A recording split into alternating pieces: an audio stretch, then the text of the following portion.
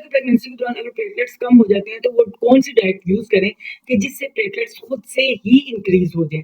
तो प्लेटलेट्स का कम हो जाना थ्रोम्बोसाइटोपिनिया कहलाता है। और प्लेटलेट्स अगर हमल के दौरान कम हो जाए तो उससे आपके बच्चे की ग्रोथ पे अफेक्ट हो सकता है और आपकी सेहत पे बहुत अफेक्ट हो सकता है।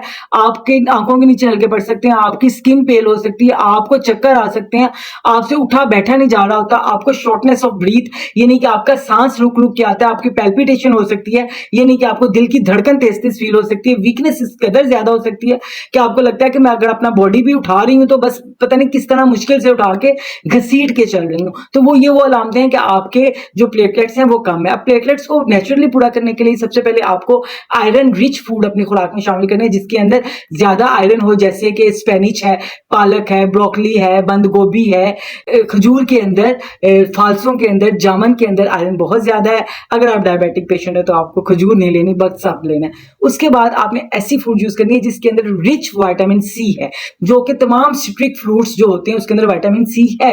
विटामिन सी वाला फूड आप शामिल करेंगे तो प्लेटलेट्स नेचुरली इंक्रीज हो जाएंगे। उसमें सिट्रिक फ्रूट्स में क्या आ जाता है, आपका लेमन आ जाता है, ऑरेंज आ जाता है, अंगूर आ जाते हैं, अनार भी आ जाता है। ठीक है, ये तमाम वो फल हैं जिसको आपको जरूर लेना है। और भी बहुत सारे फल हैं जिसमें विटामिन के अंदर फोलेट ज्यादा होते हैं। और उसके बाद आपको ऐसे फूड्स लेने हैं जिनके अंदर विटामिन के बहुत ज्यादा होता है। और विटामिन के उन तमाम फूड्स में होता है जो सब्ज रंग के होते हैं, जिसमें स्पेशली मेथी के पत्ते हैं। अगर आपको मेथी पसंद है और अगर नहीं भी पसंद है तो उसके थोड़े थोड़े पत्ते काटें, ऑमलेट में डालें, उसकी सालन बना लें, तो वो विटामिन के आपको पता है आपके खून को जमने में मदद देता है और आपके प्लेटलेट्स को ऊपर लेके आता है।